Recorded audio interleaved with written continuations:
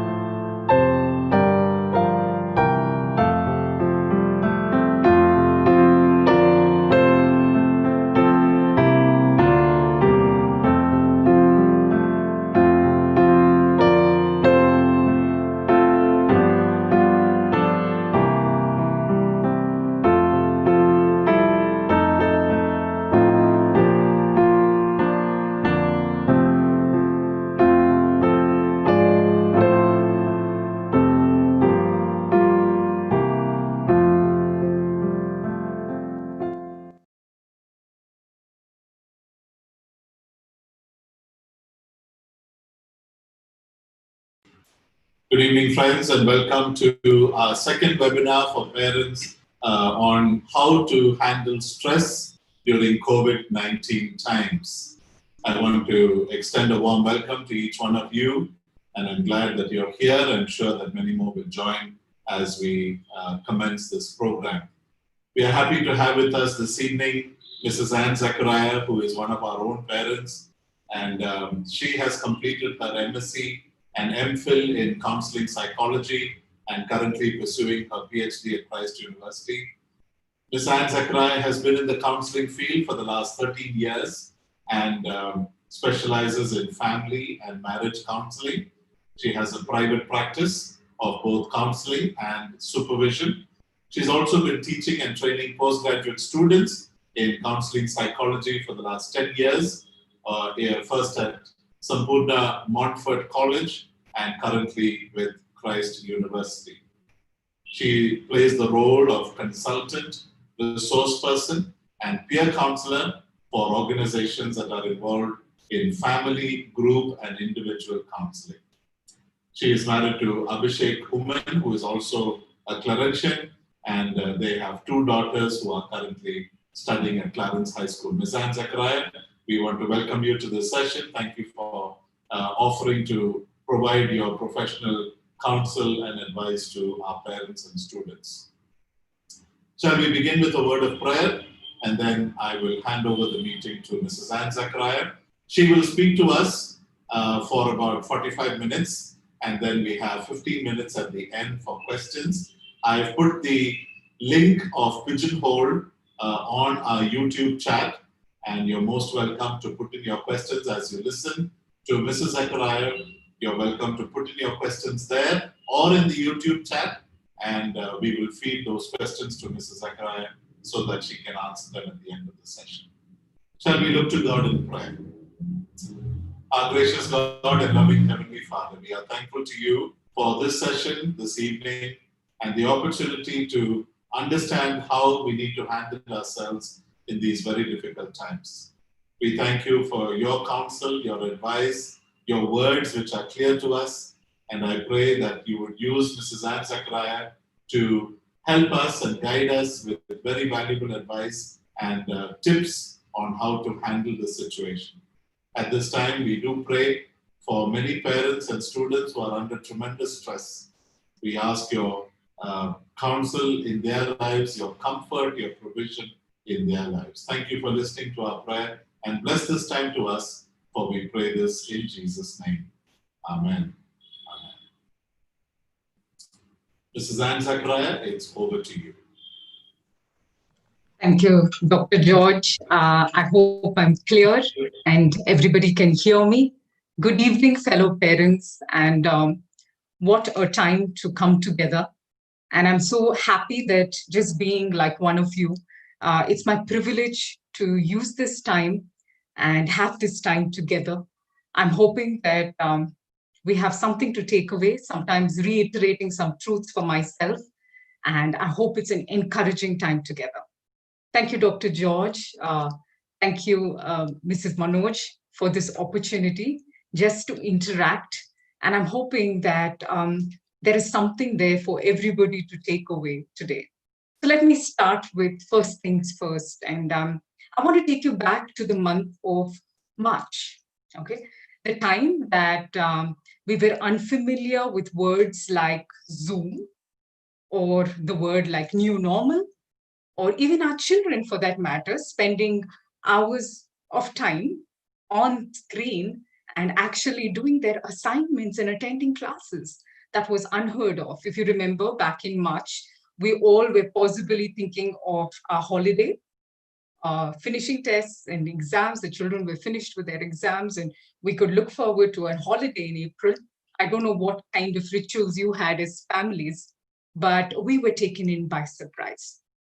Let me start with a personal story. Well, when lockdown, the word lockdown was, not familiar to us. We had the first lockdown. I just want to take you back to March when we were made, Sundays were made that day, when the lockdown started, and Sundays when no shops were open. no shops were open, and nobody was on the streets. And what happened to us was we thought we were planned. My husband Abhishek and I, we thought we were quite planned and ready for that one day of lockdown. And it was a Sunday, and I woke up in the morning. We finished our church service, and I was ready to cook lunch for my family. And just when I was ready to cook lunch, what did I realize? I took my very big dabba of rice and I looked right into it, and there was no rice in the house. And I went searching around the house, like in my cupboards, perhaps some stash somewhere of rice, and I didn't find it. So I went marching to find, the family member who shares leadership with me. And I found him, my husband, and I told him, darling, why didn't you place the order for rice on big basket? You should have just placed the order for rice. He looked back at me and he said, oh, I'm so sorry. I should have just thought of this. Well, Abhishek didn't respond like that. He turned back and he looked at me and he said, darling, why didn't you possibly place the order for rice? Okay, that's how we started the pandemic, where I marched off and we started with realizing, oh my goodness, there was no rice in the house. This is unusual because otherwise we would just like place a call to our family supermarket close by and the rice would come. But it was an uncertain time.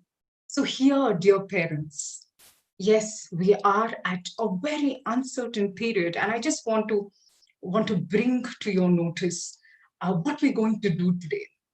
And while you keep that story in mind, perhaps I'll just come back to it. Today, I'm just going to share my screen with you so that you can look at my PowerPoint.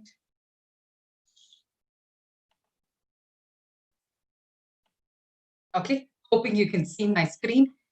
It is called Handling Stress During Uncertainties. In fact, when all of us came together and we were speaking about topics, we realized that COVID is a part of it.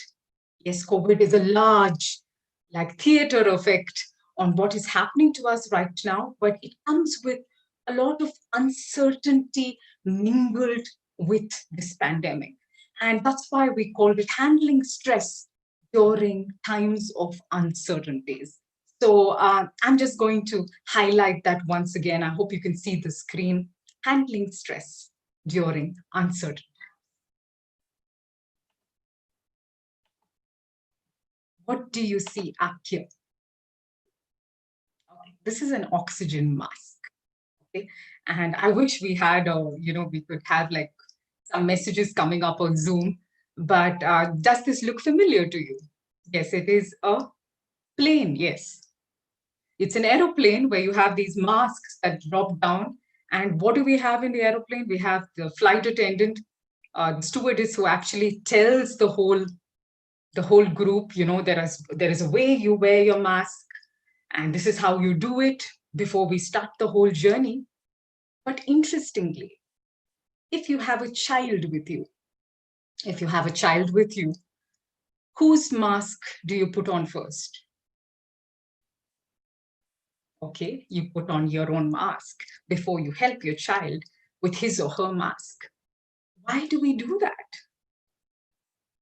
The answer is simple, that you cannot help your child unless you have your oxygen mask on.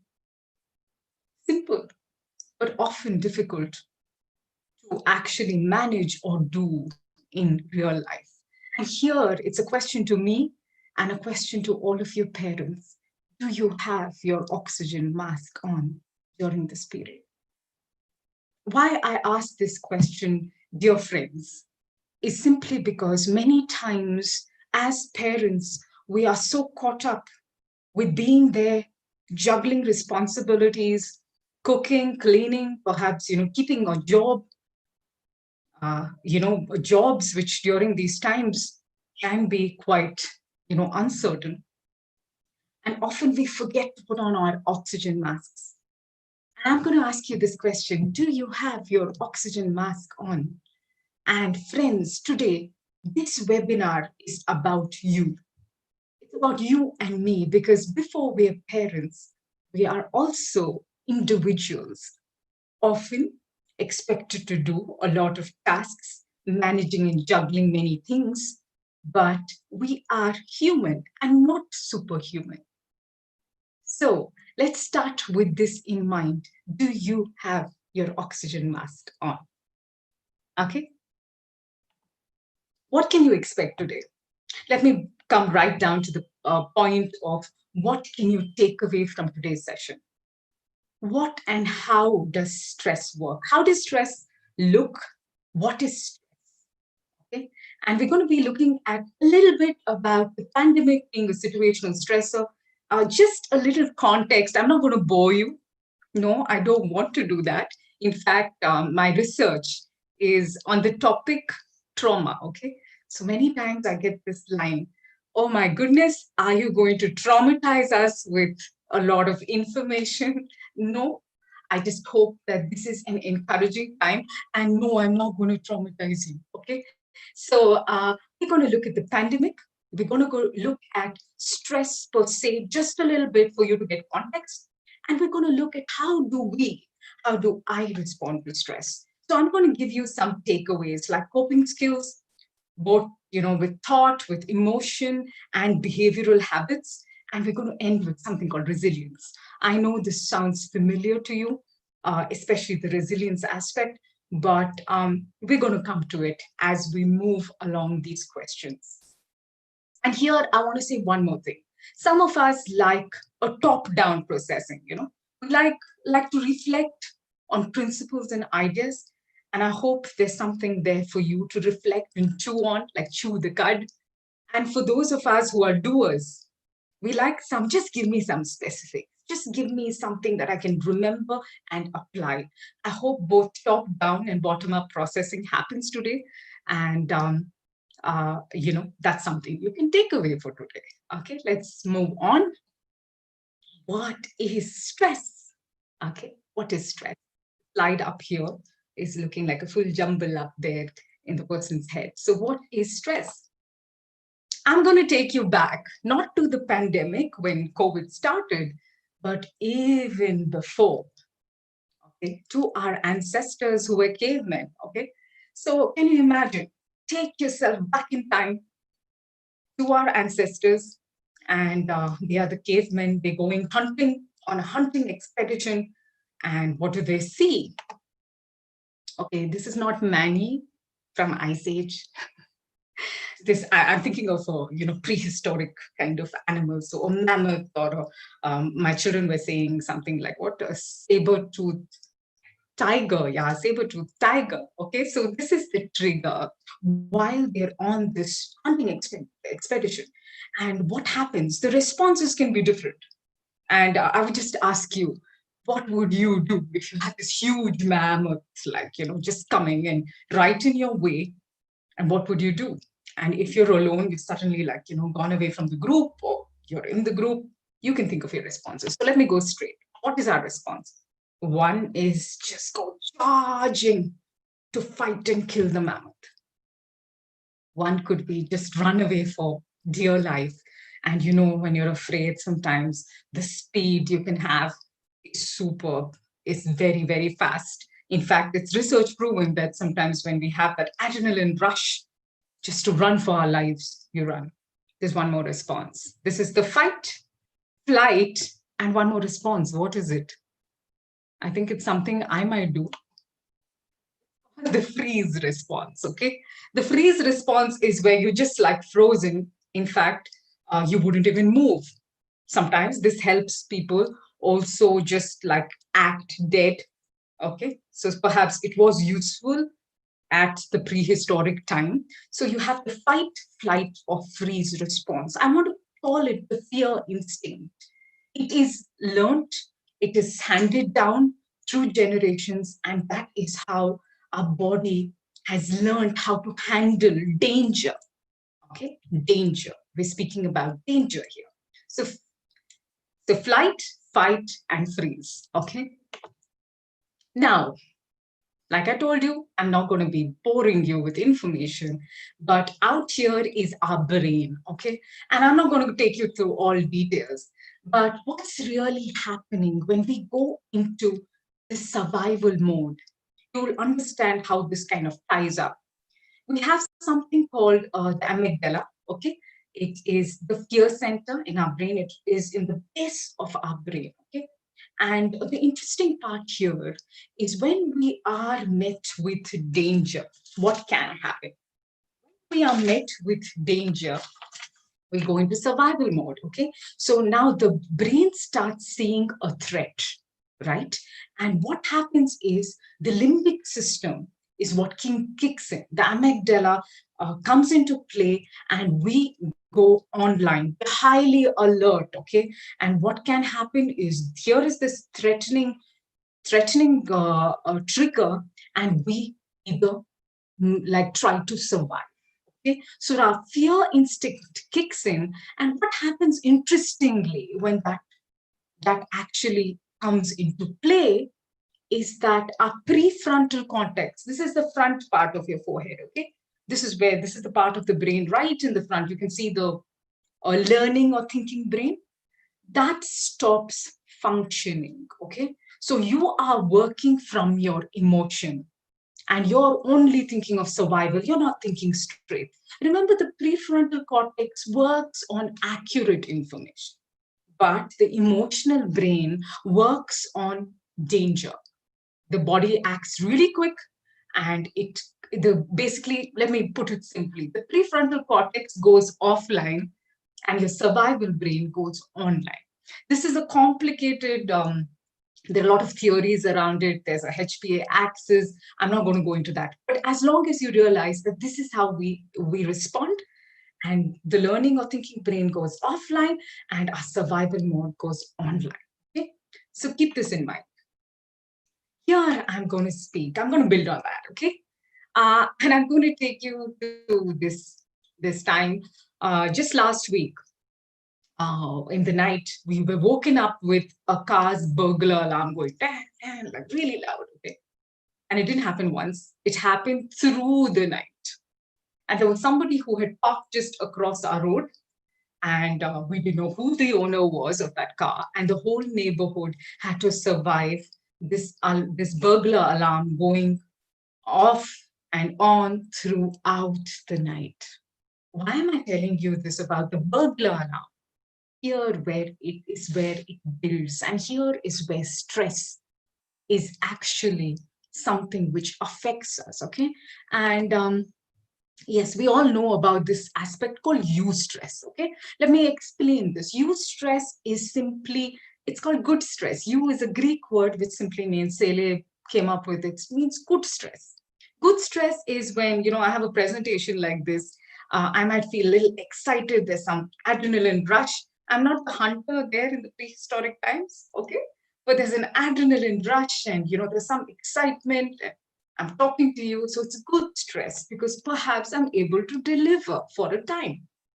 Now, what happens when my body is constantly going into survival mode? Here, I want to tell you something, dear ones, dear friends. Sometimes we have experienced something very dangerous previously, and our brain remembers, okay? And our emotional mind remembers. So what the emotional mind does, it starts seeing threats in everything which is kind of similar to what it experienced previously. So what happens here is the burglar alarm, it's like a false alarm which keeps going. And what can it do? What can it do when you are under great stress and your body is repeatedly going into survival mode when you see a trigger which is not really dangerous, but your mind is perceiving it to be dangerous? Okay. Now, let me say stress in itself is not bad. It could be just, functional. It could be, just allowing us a burst of energy. It gives us an adrenaline rush. Okay. So, but what you know is the sympathetic nervous system actually kicks in. Okay. And what does happen is There's cortisol being produced, your hands are feeling sweaty, you're on high alert, you're jumping, you have the startle response. You are in a place where your body is repeatedly going through this, not once, but many times. Over time, what can happen and what is concerning is that when this repeated stress happens and our body doesn't come back to baseline, doesn't come back to normal because we're working on it and we're constantly feeling stress, it can instead make us have larger issues like deep anxiety or sometimes even depression where we may need help. Okay, a lot of us, some of us might be struggling through that, some of us may not. But this is for you to know, to just ask yourself, hey, how am I functioning? Am I always on high alert? Am I always working on adrenaline rush? Is there, these stress hormones constantly getting released? And in fact, your body starts telling you after some time. Sometimes it could be migraines, it could be health issues. Okay. And it invariably, your body will break down and you feel exhausted or burnt out. Now here, dear ones, this is not to alarm you. I'm not being the burglar alarm, okay? I am trying to tell you something very important for us as parents, as individuals to keep in mind, okay? There's something called perceived stress, okay? It's how you perceive the trigger. And here I want to tell you that we are in the grip of a pandemic. And researchers constantly say there is situational stress. The pandemic has brought in other aspects which we've not been ready for before. There's an uncertainty around it. So already it can be slightly stress-inducing. Now, coupled with the fact that you might be parents of sometimes little children, perhaps you have a toddler, perhaps you're taking care of elderly parents, perhaps, dear ones, you're having a financial strain. Perhaps the children are struggling to make the adjustment. Okay. So remember, we have to cope with the situational stress and we have to cope with the perceived stress. This combination of both, we are not helpless. We can handle it and we can handle it better. I'm going to take you back. I'm going to take you back to my PPT, where here I just want you to see this aspect. Any circumstance that threatens our well-being and taxes coping is called stress. So ask yourself, are you experiencing stress? It's only normal during a pandemic. Only normal during a pandemic that we are experiencing situational stress. There is a perceived, there is a danger in itself. But how you look at it, how you handle it and manage it, that's what we're looking at, okay? So let's go to the next slide. Worry, okay? I'm using a word which we're so familiar with, like worry versus calm. Worry can become a habit. Like many of us might say, I'm not at the other end of the continuum that, I'm feeling depressed or I'm feeling highly anxious, but I'm kind of worried. It's become a part of me, okay? So remember, worry can become a habit. Worry can drain your energy. Worry can make us, spin constantly out of control.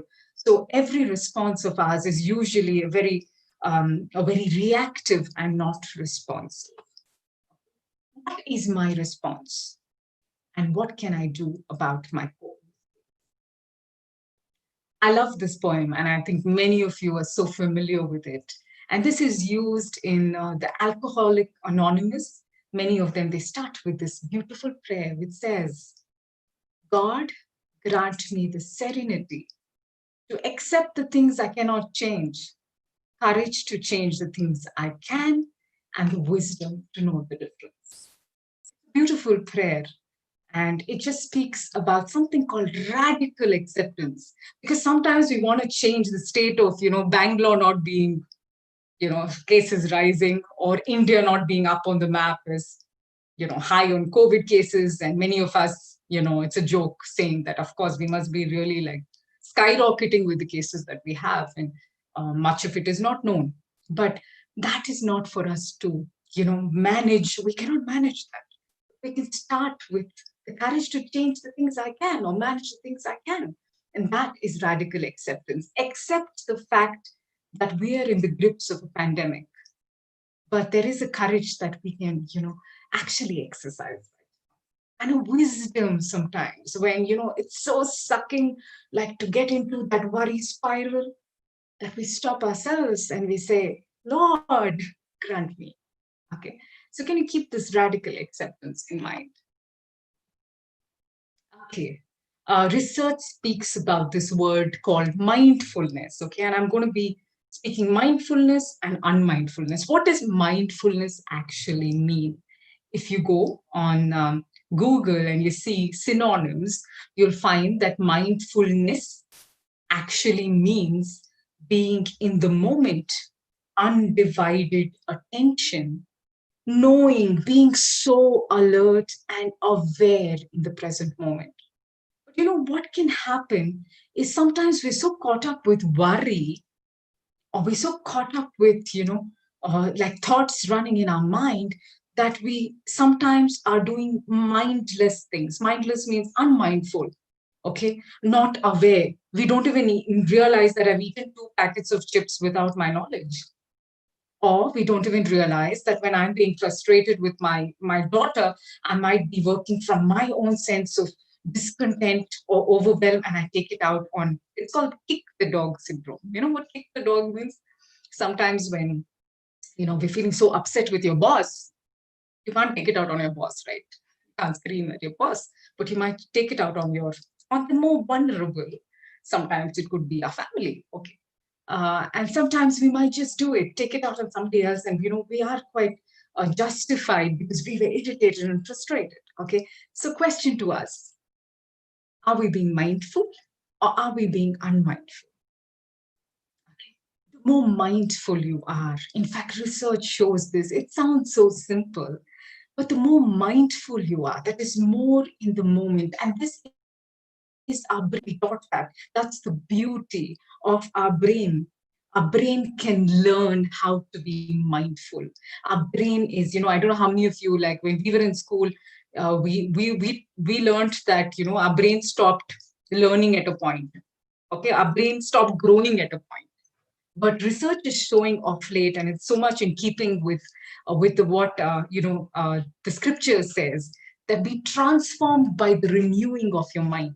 Okay, so there's something called neuroplasticity, that as you think thoughts which are like, you might say, oh, I'm too old to change things, but as we start having new pathways, new ways of thinking, not unhelpful ways of thinking, we become more content. We're no more overwhelmed, or what can I do? I'm a worrying person. That's how I am. It's like my brain's like that. I am wired like that.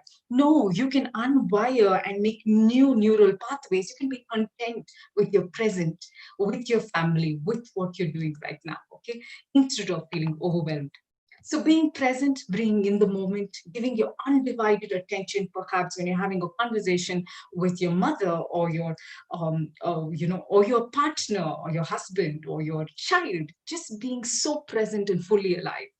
What we run the risk of, and I would encourage you, sometimes we do this in counseling, where we tell people, can you for the next week keep a thought diary and watch your thoughts? Okay. Sometimes we are, we do something called time travel. We don't have to go out. We don't have to go to distances. We do something called time travel. You know what time travel is? We either are stuck in the past and we are regretful of why did I do that, or how did that person respond to me, what a terrible decision I took, either there, or we are with anticipatory anxiety, where we're looking at how things can possibly go bad. Oh my goodness, what if I get COVID? What if that person gets COVID? Or, like the world, the media, oh my goodness, it's so terrible. Okay, what if next month I don't get my salary? We're constantly in two places. We're never in the present, okay? So the challenge is, can you keep a little bit of a thought diary and watch your thoughts? You can do that. Connected. Oh, beautiful. That's why I've said emotional connect and disconnect. Sometimes there's high connectivity. So we are on WhatsApp. Okay, and we are exchanging information, or you're on YouTube and there's an information exchange, but we're not really connected. Okay? You can be high on connectivity That's information on YouTube, media, perhaps, there's an anxiety virus that we can spread. But are you truly connected? And are there people in your life who need you to feel connected? Do you have your oxygen mask on? Do you have those people you deal with who make you feel so refreshed and replenished? Are you having meaningful conversations, even if it has to happen on Zoom, or it happens on a phone conversation, or happens with your family? Okay, so keep that in mind. The emotional connect, not the connectivity, all this, the right, the disconnect. Okay. Here's something for those, to-do people. Some of us like these acronyms, and I'm going to give you the STOP acronym. So I have a joke sometimes. I like to tell myself, stop, literally say stop, okay? Like during the day while I'm walking about the day, and I say, hey, stop. Yeah, I say it as loud as that, stop. And I stop in my tracks.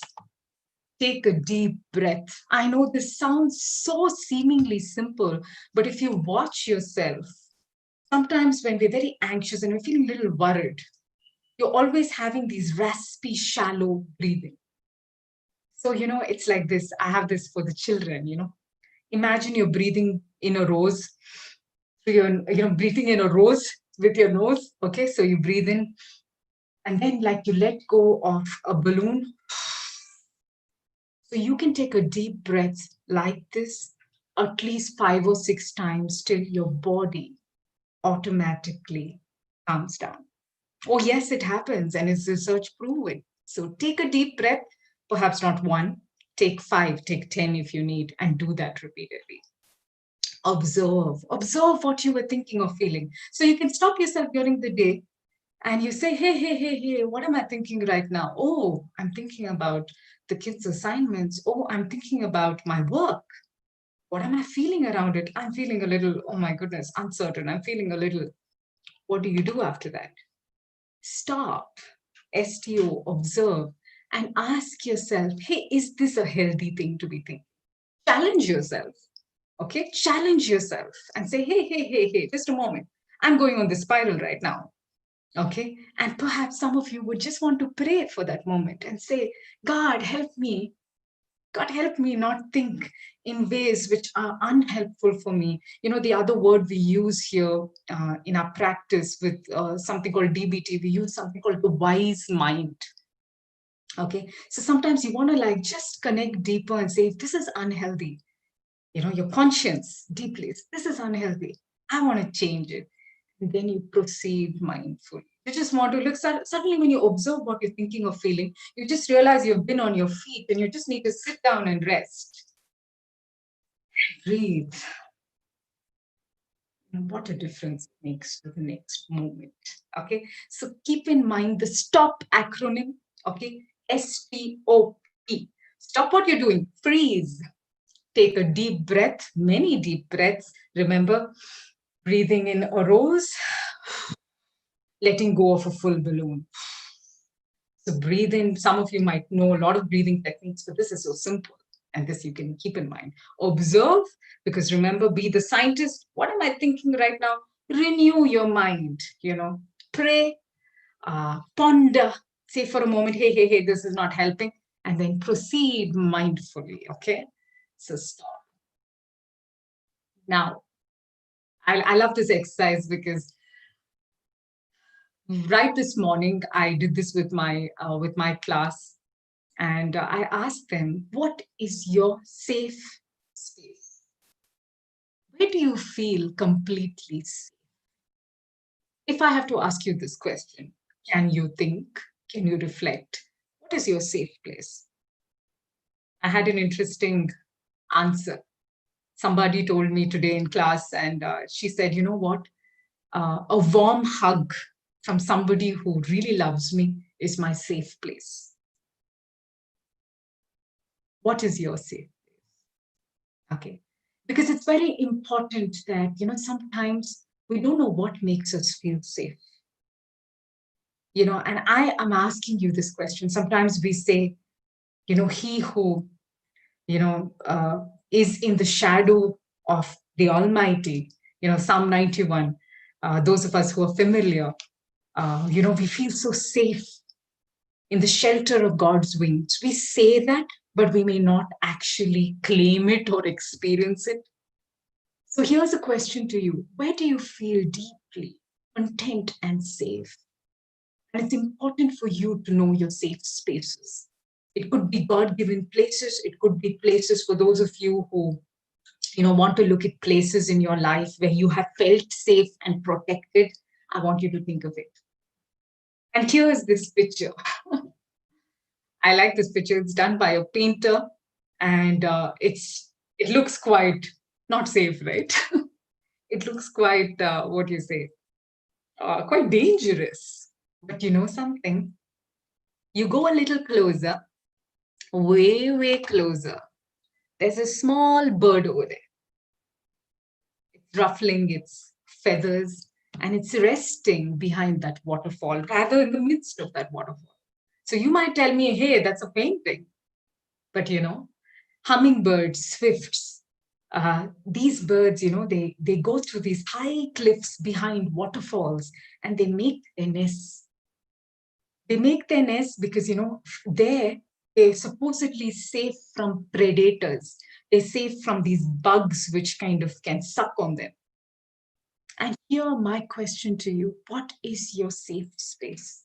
What is that place where you feel warm, you feel content? I'm going to challenge you on that. That sometimes we don't reflect on what our safe space is. And sometimes it could be just, being with a loved one and, just talking and feeling so wonderful about that fellowship. Being on our knees in front of God and saying, God, I give everything. I'm feeling so safe. So my challenge to you, find your safe spaces. And do you know what makes you feel safe? Now that we know our safe place, and that is something you can think about. Remember, when we are in a place of safety and we are adjusting that oxygen mask, you've learned about stress, you've learned about the kind of stress, you're speaking about how the mind can be, the new neural pathways can be made. We can renew our mind. We can take control of our mind and bring it, into surrender. There are some habits we can make as part of life. Okay, so I'm going to call it the new normal habits. Okay, and I'm going to cover these things: the family as a system, limits and boundaries, new family traditions. Okay, I'm going to come to family as a system. I was just thinking about that word, which is used in the IPL matches nowadays. What is it called? Bio bubble. I found it so interesting that we're looking at bio bubble. Okay, and here I feel that there's never been a time like this before, where we are dealing with our family up close, so much in this restricted space where we're not going outside, or it's very limited, and we have one another to deal with. And this is where I want to bring in the idea of the family as a system. It's no more like it's not just a collection. It could be, sometimes we have a collection of objects, or we have a collection of individuals. But the family as a system simply means each family member is connected to the other. Each family member is responding to the other, whether you like it or not. We're all responding to each other. We are a system that is so interconnected, interdependent, and it has its own nature.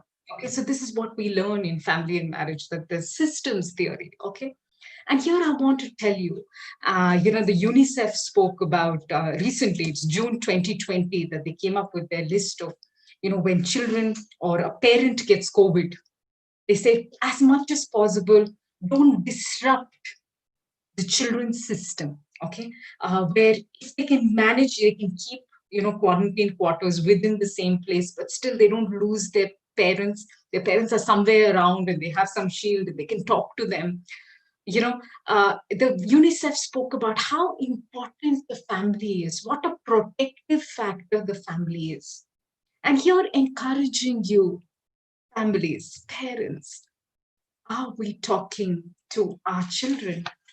Or are we, it's interesting. Sometimes our conversations can be very much like, it can be very much like, did you take a bath? Have you done your assignments? Clean the room? It could be so, did you have your meal? Did you not have your meal? Clear this, clear that, the toys are here, the toys are there. A conversation is limited to just factual exchange.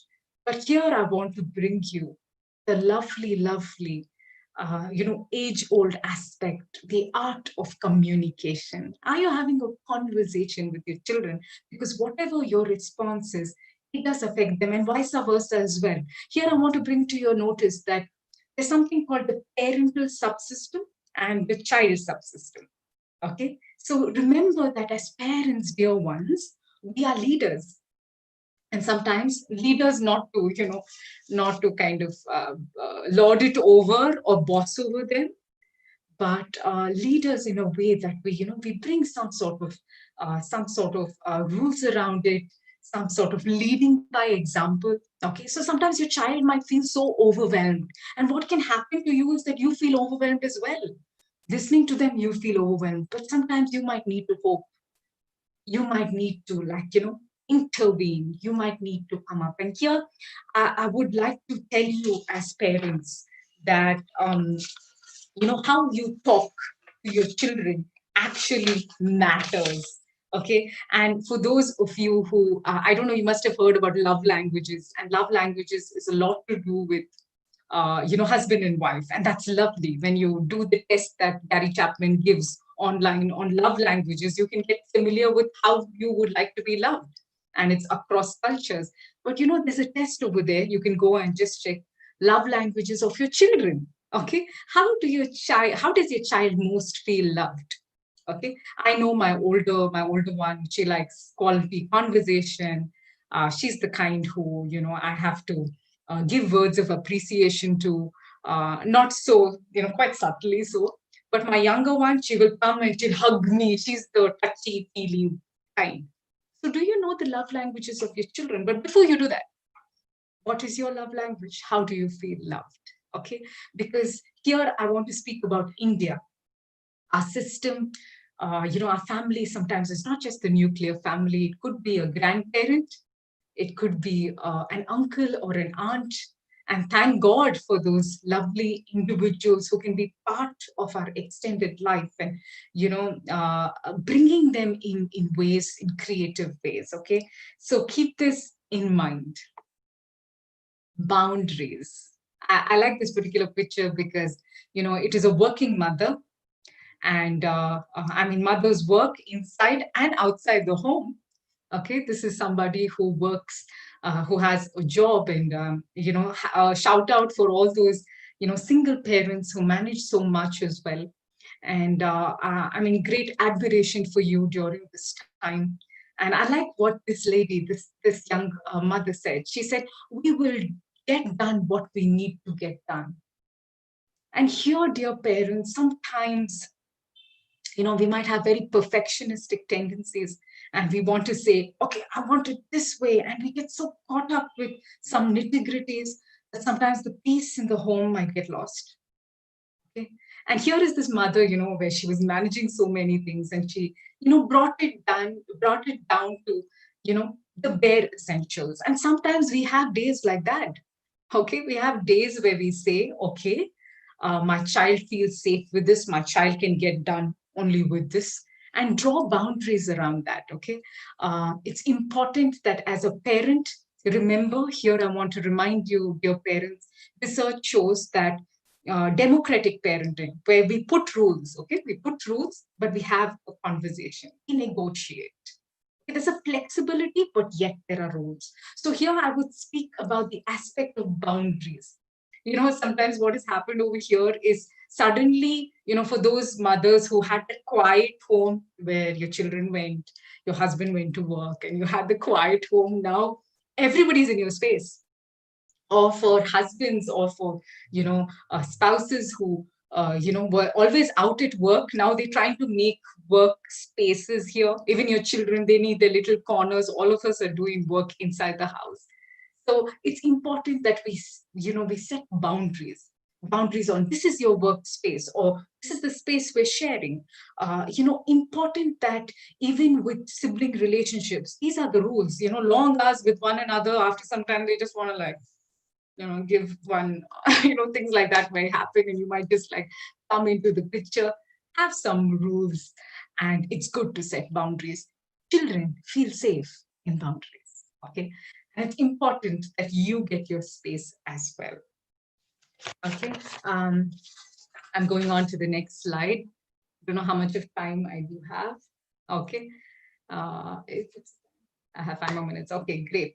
So I'm just checking with my husband. So increasing predictability. Remember, in this uncertain times, worry, anxiety, fear, we handle it with increasing predictability within our routines. I know you must have heard so much about it, and perhaps it's a good reminder. Do you have routines?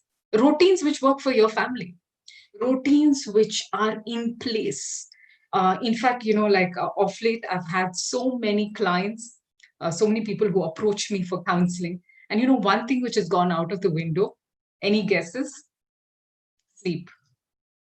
Don't know when they're sleeping, when they're getting up, because sleep is becoming really late because they are on perhaps, sending messages or checking social media messages, or, just unable to settle down. Sleep is a very important aspect. So set up a daily routine, get up the same time every day. You'll find a lot of sleep hygiene videos, daily routine videos. This is not something I'm going to go over with you, but just that increasing predictability during these uncertain times. God has given us the ability to strategize. So with our calm mind, our prefrontal cortex is online. Okay, so you have routines, they just kick in and they keep your family, they just feel safer. You can enjoy more. You can actually make time for leisure, for exercise. Okay, even if you're napping during the day, perhaps you have to make it such a short power nap and not such a long nap that you don't feel sleepy in the night. Okay, so keep this in mind. Increasing predictability. New family rituals. By rituals, I just mean new family traditions. Okay, many of us, without our knowledge, we have some family traditions. On weekends, like my husband and I, usually we go to my parents' place, or Saturdays I'm with my husband's mother, where we spend time, we have a meal together. And sometimes what can happen is, because of this pandemic, some rituals like going to a restaurant once a month or whatever has not happened. So do some new family rituals. Come on, some of you might have some lockdown surprises, some new family rituals you did. Like, one of the things we've started doing in the weekend is we have a chore day. And though the kids sometimes complain, and many times they don't as well, they clean up, and we like all do work together. And by the end of the day, we are all so satisfied with this clean, shining house. It feels good. It works for us. Something else may work for you.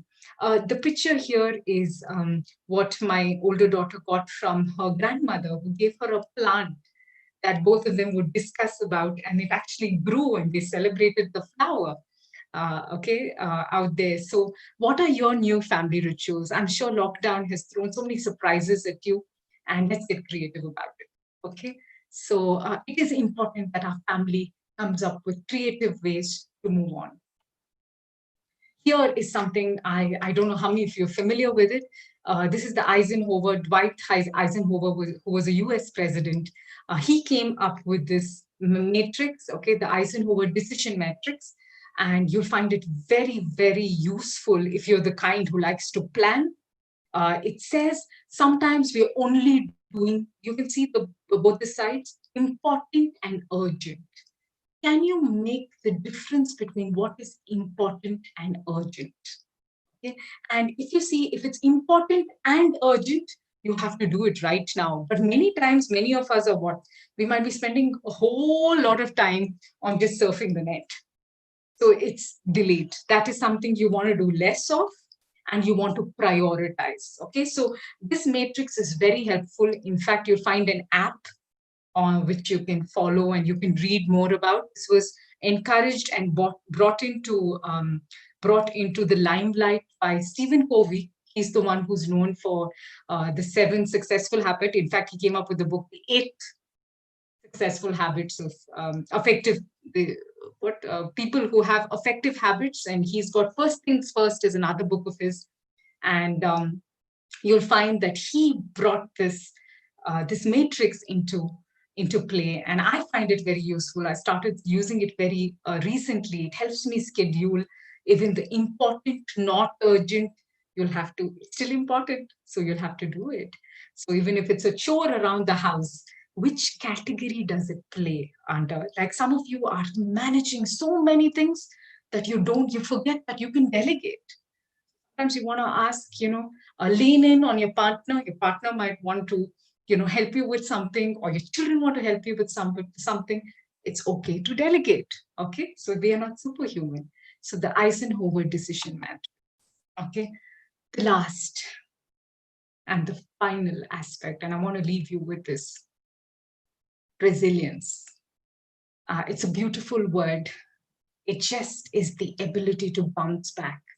And I want to tell you something, dear parents, that all of us have a natural human ability to be resilient. We have an opportunity to be resilient. Resilient means bouncing back despite all those challenging, times that we have come through. And I want to ask you, think of a time back in your life where you had such a difficult, challenging time, and yet you came through, and you came through stronger, deeper, and more resilient. Okay? I don't know, on a spiritual note, perhaps God is using these times to mold us, to build us, to help us bounce back, and to depend more on Him. I don't know what God is teaching you, but I want you to remember to hope. We have something called the hope huddles. So, sometimes, even as families come together and say, what can I hope for? What can I thank God for? I'm going to read this poem, and I'm going to leave you with this. This was a familiar poem that was written in the time of the pandemic, and many, shared it with each other. I'm going to read it to you. In the time of pandemic, and the people stayed home, and they listened and read books, and rested and exercised and made art and played games and learned new ways of being and were still. And they listened more deeply. Some meditated, some prayed, some danced, some met their shadows. And the people began to think differently, and the people healed. And in the absence of people living in ignorant, dangerous, and heartless ways, the earth began to heal. And when the danger passed and the people joined together again, they grieved their losses and made new choices and dreamed new images and created new ways to live and healed the earth fully as they had been healed. I'll leave you with this poem, and I'll leave you with the aspect for many of you who might be going through a time which is extremely stressful. I wish you hope. I also wish you the time to, perhaps just grieve and give yourself permission to grieve. Even as a community, as a people, sometimes we need to grieve a little bit, and then we need to move into radical acceptance and surrender to our wise mind. Sometimes it's our Lord who has good plans, and He who began a good work continues that good work in us. So I will stop here, and I will give it over to Dr. Jerry and Mrs. Manoj for the questions. Thank you very much, Mrs. Zacheriah. I also made some notes of very practical suggestions that you have given. Number 1, be in the moment. Number 2, stop and take a deep breath. Number 3, find and go to your safe place. Number 4, use your family as a support system. And number 5, the Eisenhower decision matrix. Very grateful for these very practical suggestions. So we have two questions that have come up, and other questions, parents, if you're happy to post them, you're most welcome to do so. The first question, Mrs. Zacheriah, is how do we handle the stress of financial uncertainty? These are very practical issues that parents are thinking of, and Yes. perhaps jobs are lost or salaries are halved. How do we make it through that? I think that is a very important question, and I can only imagine when we're used to a particular kind or a way of living, and suddenly brought down, it's cut down to something like we've never even expected. It is an uncertain period, and we have to acknowledge that. And how do we handle a financial crunch like this? I think during this time, I would recommend the Eisenhower matrix, whether it can help in practical ways, because as my husband and I as well, there are times we need to plan and we need to reorganize our principles as to, where we can save, where we can, where do we want to put our efforts in, what is our priority right now, the basic needs that need to be met. Like I said, I mentioned this aspect of sometimes we have so many, needs, but right now it's a time where we kind of revisit our vision as families, and how do we manage during these I would acknowledge that it's very difficult. And if you would want to take somebody's help in terms of managing your finances or planning it, somebody that you trust, and working on, perhaps cutting down might be very, very difficult, but a real thinker through that. But beyond the finances, it's how it's affecting all of you. What does it mean to the children? What does it mean to you? Perhaps, redefining and making decisions once again. Speak to each other. It's important to realize also, like, how is it affecting each one? And then taking a call. Very difficult times. And I have to acknowledge that. All right. Thank you, ma'am. Second question. Thank you for sharing the guidelines for parents. Do the same guidelines apply to children going through stress, especially the stress of an uncertain future around board exams? Absolutely. Absolutely. Very important question. In fact, I think Dr. George, and when we came as a group, we said we'll start with level 1, we'll start with parents. And yes, some aspects I think will be relevant to children depending on their age. Smaller children tend to act out, like the way they would behave or handle stress is they might have acting out behavior. They might throw tantrums, or they might not actually look sad, or they might not have the classic, those sort of features. But if you see older children, yes, I think you point out the aspect of they're worried about their future, or they might be acting strong, or they might also be, secretly grieving. So I would say they need the attention, and perhaps we have to put other things aside and sit with them. Here, I would emphasize that communication is key. Anytime we kind of lose them, and they're on their own and we don't know what's happening, we need to reach out and we need to renew those sort of ties. It might show in other ways, isolation, or showing in different. In fact, I have a whole list of how they might show some concerning symptoms sometimes. But as long as you as a parent are connected to them and are bringing other safe adults into the place. Sometimes we think okay, let's keep everything within the family. It's only between, I don't know what's happening to my child, and we isolate the child mood.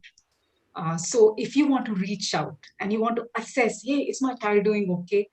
Bring in a safe adult of your choice, and who you think will be somebody the child can share with as well. I think more safe adults and reaching out to your children, no other time than this. So, yeah. Thank you, ma'am. Last question. I'm stressed thinking how I will manage if any one of my family is struck with COVID-19. I wouldn't know what to do, where to turn.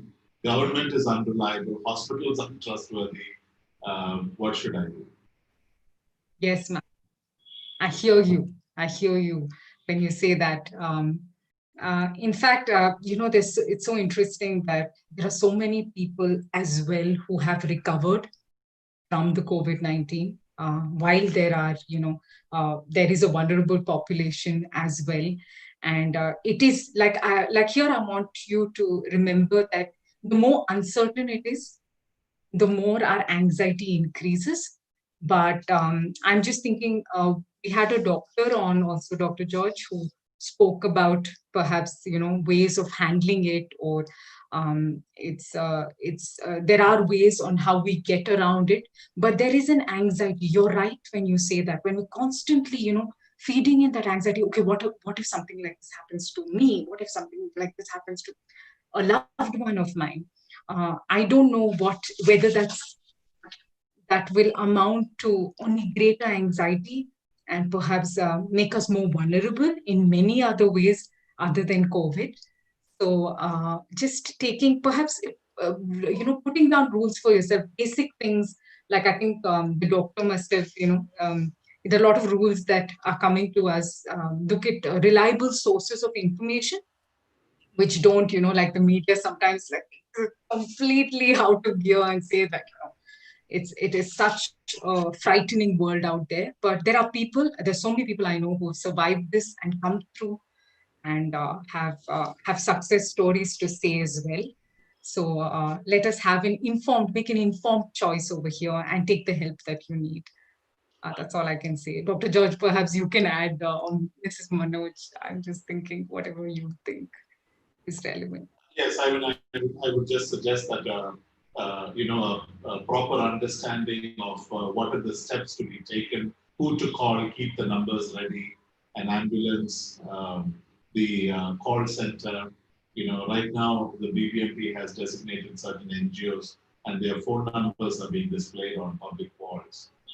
Perhaps having that information ready, because it could strike at any time, anywhere, and we should be prepared. None of us are exempt from it, but we should be prepared to take the steps that are required. On that note, Mrs. Zacheriah, I want to thank you very much for your time and your very valuable insight into this very important issue. I don't know if someone's on YouTube chat, but if you can post your phone number and email address, or just say it out, I'm sure people would be happy to contact you for any counseling sessions. Would you please do that? Yes, Dr. Derry. I'll do that and make it available. Yes, please reach out and take the help, especially we need all the help during this time, supporting one another. And thank you for creating platforms like this, that we can talk and we can discuss, and it really helps. Thank you for this opportunity, Dr. George. Thank you, Mrs. Manoj. Thank you, man. Thank you, everybody, and have a good evening, and God bless you. Please stay safe and